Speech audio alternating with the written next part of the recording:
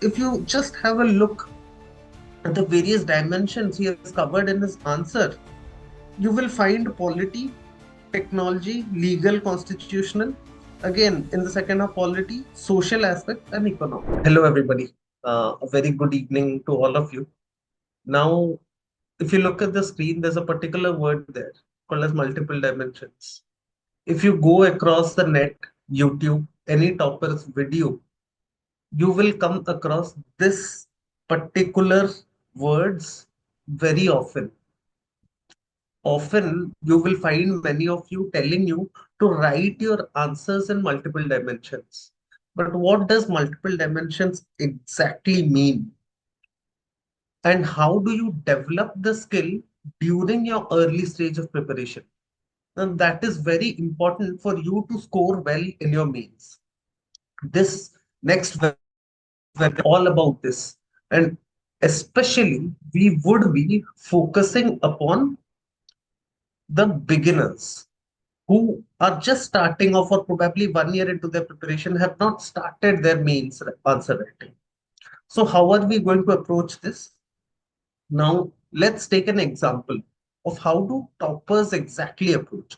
Now this answer sheet is basically of Animesh who wrote with us the Samachar Manthan tests before he scored his rank in the UPSC. Now this answer was on hate speech, and it was a very generic, direct question. It asked him to list down the major reasons for hate speech and what are the consequences of hate speech. So now, if you see his answer, he starts with points like majoritarianism, but switches then into social media, which essentially provides the technology angle. And there he explains the anonymity and the reach algorithms, which accentuate the process of hate speech. Then he moves into the legal aspects.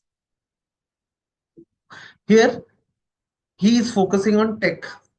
Here, it is more delved towards the political process.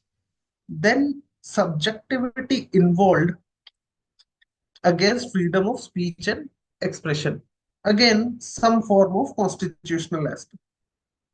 Now, if you see, when he writes the consequences, he starts with political unrest, lists down a political point, then moves into communal riots as a consequence, and how it is related to hate speech, which basically comes under the society part of your syllabus.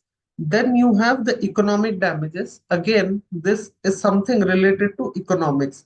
So now, if you just have a look at the various dimensions he has covered in his answer, you will find polity, technology, legal, constitutional. Again, in the second half, polity, social aspect, and economic. This is what one means when they say they have to write multi-dimensional answers. But as an aspirant, as a beginner, as someone who's just starting off, it's very important for you to know how do you develop the skills. Now that place where